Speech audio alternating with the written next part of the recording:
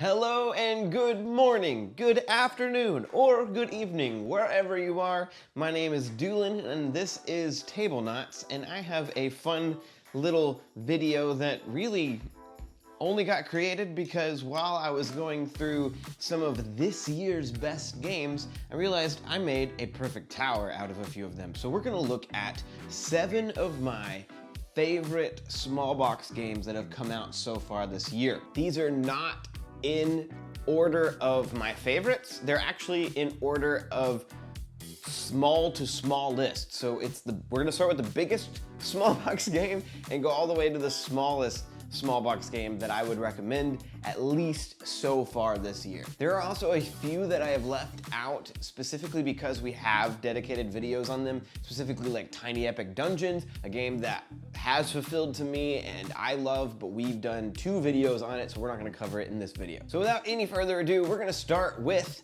the first of the, and you might argue that this is not a small box, but it's the biggest. If you're mad about this one, it's gonna get only smaller from here. It's Paint the Roses by North Star Games. This is a cooperative tile laying, really deduction style game where across the board you're playing these little critters running away from the Queen of Hearts trying to chop your head off.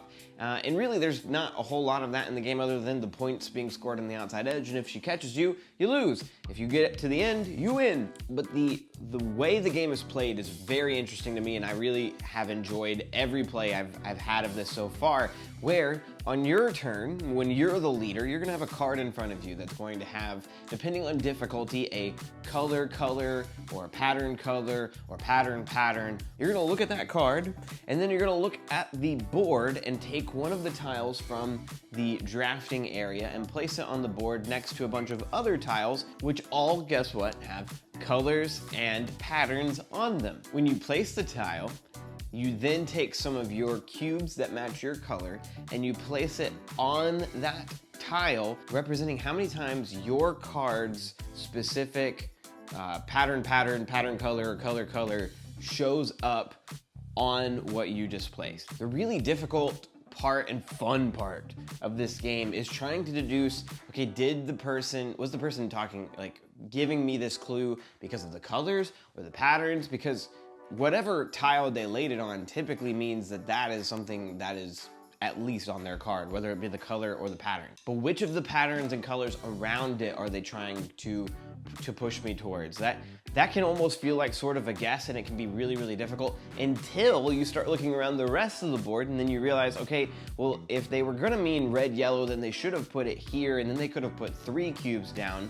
But then at the same time, you're hoping that your partner across the table from you is actually playing the best option out there and not just playing any option. There's a lot of trust that needs to happen between you and the people you're playing with. At the same time, you almost have to just be on a certain wavelength together to really get things right. And sometimes it's just a straight up guess, and this game is really tough. I mean, just to be completely honest with you, I have won Spirit Island at a higher rate than I've won Paint the Roses. It is a difficult cooperative game, but also incredibly easy to learn and really fun to play. So that's it. That's the first one. That's the base of our tower. The second piece of our tower is going to be another cooperative game that I find to be fantastic, and I can't wait to play this more.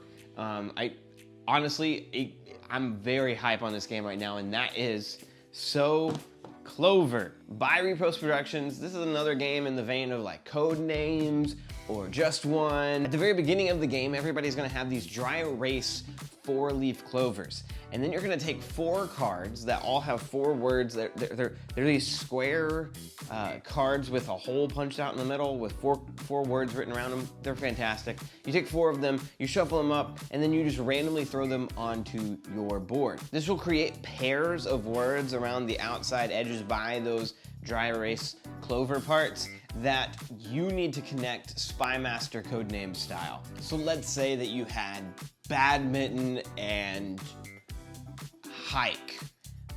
And so maybe you would write the word sport because hike reminds me of football and badminton is a sport. After you've written down all 4 of your clues, you're gonna take all 4 of those cards out of the little places on your board, and then pick up a 5th card that has nothing to do with anything on your board and shuffle it into your 4 cards and then place it all on the table waiting for your turn to be the person that's inspected. When that comes to play, everybody else around the table is going to look at your clover board along with all of the cards and then try to figure out, okay, how exactly are these cards supposed to be placed? Which slots are they supposed to go in? Facing what way? And the goal of the game is to get all of it correct. If you don't, you get a certain amount of points. If you get all of them right the very first try, then you get even more bonus points, which is awesome and really, really fun when that happens. This game, the reason that I find it incredible because, I mean, there's a lot of those styles of games, right? And I love those. But at the same time, this one stands out to me because one of the reasons why I enjoy Codenames Duet is that you get to be both Spy Master and the guesser at the operative at the same time. In this game, you get both the fun of creating those clues on your clover board and then getting to be the guesser for everybody else as well. All right, so the next game in our pile of small box games that get progressively smaller all the way to the top is Long Shot, the dice game. This one I almost didn't add, not because it's not good, but because I have talked about it before, but I feel like it's still not getting enough of the love that it absolutely deserves. This is by Perplexed Games, and it is not a roll and write. I guess it is roll and write, but you use marker boards. Unlike just a normal trip to the races where you will go with a little bit of money and lose it the very first race because you're bad at picking bets, this game is wacky, and you start with a certain amount of money, and you can get more money just by visiting the concession stands. Yeah, you gain money by visiting the concession stands. While the race is going on, you can place more bets, and then on top of that, you like a horse so much that you got a lot of money, you can just buy the horse while it's running around the track. Don't like that a person is way ahead of you? You can just use some of the other concession stands parts to send them back a few spaces and maybe even move your horse up a few spaces. This is a very wacky and ridiculous game that honestly reminds me a lot of Camel Up, but in a much smaller package and maybe even a more strategic package. It goes all the way to 8 players, and there's also solo mode, and never have I felt like the game has dragged on too long. It goes relatively quick, and you're paying attention to every other person's turn because you want to know if your horse is also moving with them and what you should do next. And also if you get money on that turn or not. There's a lot to it that it's very fun. So that is Long Shot, the dice game, and it is, ooh, okay, so it is just barely smaller than Slow Clover. It's skinnier than Slow Clover. Next up, we're gonna go with a game that I have loved playing, and even more so than me, my wife has also loved playing. We might even do a gameplay of this game soon just because that's how much she loves this game, and it's by AEG and it's called That Old Wallpaper. This game is a simple, pretty much, tile laying, it's cards, but tile laying game. I think the reason we've fallen in love with this game, the reason that it's actually one that we want to go back to is not only because the theme is really cute and the gameplay is really, really quick, but at the same time, I love the way that the drafting actually takes place. It's not just you take a turn, I take a turn, you take a turn, I take a turn. Oh man, the tile that I was waiting specifically for just came out on your turn. Guess that you get it and I don't, just because of the luck of the draw. No, instead, you have these cards from 1 to 10 that you're gonna be constantly drawing from to have a hand of 5, and on each turn, you're going to spend one of those to bid on the selection of 3 tiles out there. One side will be lowest, one side will be highest, and every person's card will be flipped at the exact same time, and your cards get oriented underneath of the tiles available. So if you bid 1, you're probably going to get the card that is on the left side, or if you bid a 10, you're definitely probably gonna get this card on the right side, but not ever are you certain because there is actually a tie tracker at the top, and every time that you win the tie, your tile will get pushed to the back and you will officially lose ties after that. Losing ties is actually not that bad though, because whoever's at the top of that track at the end of the game gets an extra bonus 2 points, and on top of that, every time you lose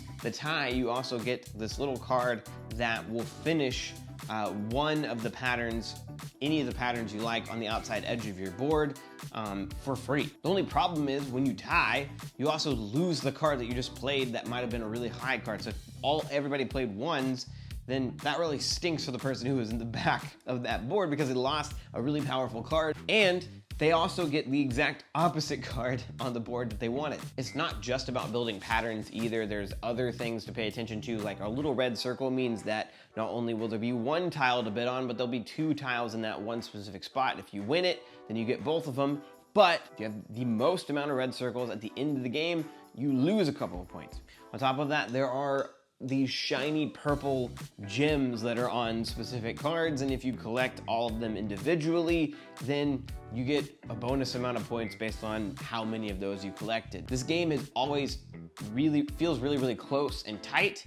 You have to pay attention to how you're orienting your board, how many of a specific type of pattern you're getting versus the bigger or smaller version of it. It's very quick, it's very fun. I highly recommend That Old Wallpaper. Next up is a game that technically came out last year, but I've not seen it readily available, and I'm still gonna count it because I wanna talk about it, and I don't hear it talked about much, is a little game called Trails. This is a game by Keymaster Games, a easier buy-in, I think, to the Parks games. In this game, you are simply making a decision to move 1 or 2 spaces and doing what the card you land on says. That could be collecting resources or using those resources to get pictures, or you could be at the trail end or trail head where there are cards available to purchase with the resources that you've collected. You also have a canteen that refills every time you go back to the trailhead that you can use to go in a straight line the way you're facing however many spaces you want. So you can fly to the end or fly to the beginning depending on what is beneficial to you. The art is absolutely so cute. The game is played really quickly, and I've enjoyed this. I think that it's going to stay in my collection for a bit, also because it's so tiny and small. And I think I got my copy for $15 here in the States at good old Walmart. So go wherever you can purchase this game, and I would say give it a try. It's a decent little small game, and especially if you have young kids that you want to get into board gaming, I think that this is very easy to learn. And that is Trails by Keymaster Games. Next up, we have our last 2. Yes, I have games smaller than Trails. First up is Bandata by Racin Games. In Bandata, you are a bird watcher, along with the person who, if you're playing against someone, you're gonna be trying to collect more points than them by being a better bird watcher than they are. But the way this is done is there will be a grouping of dice for blue, yellow, black that will have been rolled and placed on a card in the front of both players. This is the dice that will be used to score for both players, and they are shared and will be manipulated as the game goes on. Then there will be a pool of 3 birds that will always be drawn out in front of them. The first player gets to pick up one of those birds, take the actions at the bottom of that card, manipulating the dice already in the shared pool, then scoring that card and placing it in their bandata, which is their collection of 4 birds that they'll be building throughout the game. Then the other player does the exact same thing, and at the end of the round, each round, you will score every single bird in your bandata. So that means not only will that card that you just drafted, and after you manipulated the dice, you will score based on the criteria being met at the top of the card, but then you will score every other bird as well. This presents a problem because not only will you have issues as you try to, this bird says you'll score every blue dice that is a specific number, or you'll score runs with black. If you have enough of the run, you can score this bird. Trying to make sure that all of that criteria is met, not only when it's scored the first time, but also every other time as well, is difficult because the other person is also going to be manipulating dice, and every bird that you've played is public information, meaning they can mess up everything that you're trying to do as well. This creates a really fun push and pull mechanic that I think is a blast to play. And I'm really thankful that we got to do a Kickstarter preview of this about 2 years ago, but I'm happy to say that the final production is way prettier than the version that we got. Sorry, I mean, it's just the case. It's amazing. And on top of that, it's really cute and small and has a magnetic case. Can't recommend Bandata enough. Please go give it a try. And lastly, the final game, the smallest game, and also maybe one of the best games of 2022 that I have played, that specifically for its player count, pretty great. This was a gift from Foster and the Meeple, repping their shirt today, and that is Scout. This is a Oink Games production, so they're all gonna be in this tiny little, I don't even have a reference, like almost like chocolate box. Like, you know those like chocolate boxes that people gift? Anyway, your goal is to just simply get rid of your cards, like in Shanghai Rummy or any of those types of Rummy style games. But instead of being able to just manipulate the cards and create runs and also like pairs and triples and all of that kind of stuff, you can't change your hand at all. Instead, your only option at the very beginning of your turn, at the very beginning of the game actually, when you get your cards first, is to hold them this way or flip them over and hold them a different way, because on the opposite side, or on the bottom side, there will be a different number written.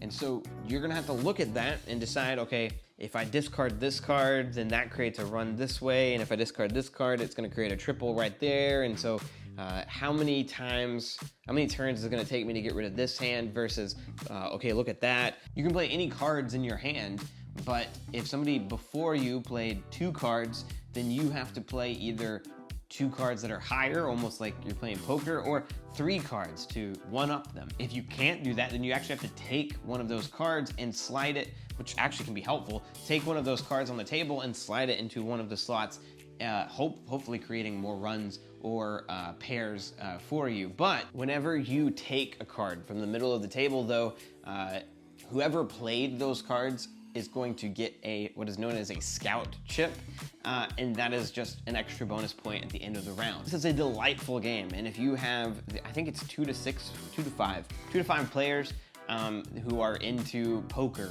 or into those like old style card games, I really think that this gives some of them a run for their money. And lastly, we will put it on the Tower of Small Box 2022 games. So that's it. This is my pyramid of small box delight from 2022. You might see these games again coming in January when we do our top games of 2022 in general. But for now, I just wanted to shout out a few of these and give you guys a couple of games that could be on your radar, especially considering most of these are fairly cheap. I think Paint the Roses might be the most expensive at $40, but the rest, yeah, all fairly cheap games that you could get your hands on. So be on the lookout for them, and if there's a game out there that's a small box game that you think should have been on my pyramid, and you're mad about it, let me know in the comments. Thanks again for watching this video, and we'll see you again next time, Tablenauts.